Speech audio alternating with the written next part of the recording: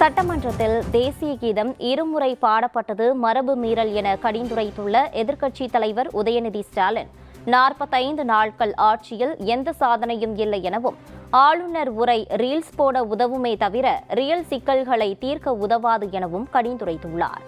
இந்த 40 நாட்கள்ல இந்த அரசு என்னென்ன பணிகள் செஞ்சிருக்கு, ஏதாவது திட்டங்கள் கொண்டு வந்திருக்காங்களா, ஏதாவது சாதனைகள் செஞ்சிருக்காங்களான்னு ஆவலோடு காத்துக்கிட்டு இருந்தோம். எங்களுக்கு வெறும் ஏமாற்றம் மட்டுமே எஞ்சியது. அப்படி எதுவுமே ஆளுநர் உரையில எங்களுடைய கண்களுக்கு படவில்லை, எங்களுடைய காதுகளுக்கு கேட்கவில்லை. பொதுவா இந்த அவையில் இருக்கக்கூடிய மரபு கடந்த ஆட்சி காலங்களில் தமிழ்தாய் வாழ்த்து ஒரு முறையும் நிகழ்ச்சி முடிஞ்சோடனே தேசிய கீதம் ஒரு முறையும் தான் பாடப்பட்டு நிகழ்ச்சிகள் முடியும். ஆனா இந்த முறை நாங்கள் கேட்பது ஏன் 2 முறை தேசிய கீதம் பாடப்பட்டது அப்படிங்கிறது மட்டும்தான் எங்களுடைய கேள்வி. அப்படின்னா தமிழ்தாய் வாழ்த்தையும் 2 முறை நீங்கள் பாட சொல்லி உங்களுடைய ஆளுநர்கிட்ட நீங்க ஒரு கோரிக்கை வச்சிருந்திருக்கலாம்.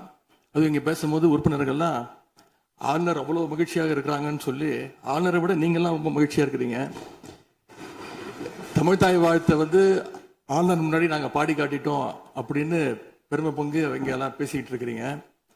நீங்க சொல்றதை பார்த்தா தமிழ்தாய் வாழ்த்தை விட ஆளுநர் தான் உங்களுக்கு முக்கியம் அப்படிங்கிற எண்ணம் எங்களுக்கு ஏற்படுது, மக்களுக்கும் ஏற்பட்டுக்கிட்டு இருக்கு. ஆனா இந்த அரசனுடைய ஆளுநர் உரையில இருக்கக்கூடிய அனைத்து கண்டென்ட்டுமே ஆளுங்கட்சியினர் சோசியல் மீடியால ரீல்ஸ் போடுறதுக்கு உதவுமே தவிர ரியல் பிரச்சனைகளுக்கு கை கொடுப்பதாக உதவுவதாக எந்த சொல்யூஷனும் தருவதாக எங்களுக்கு தெரியவில்லை.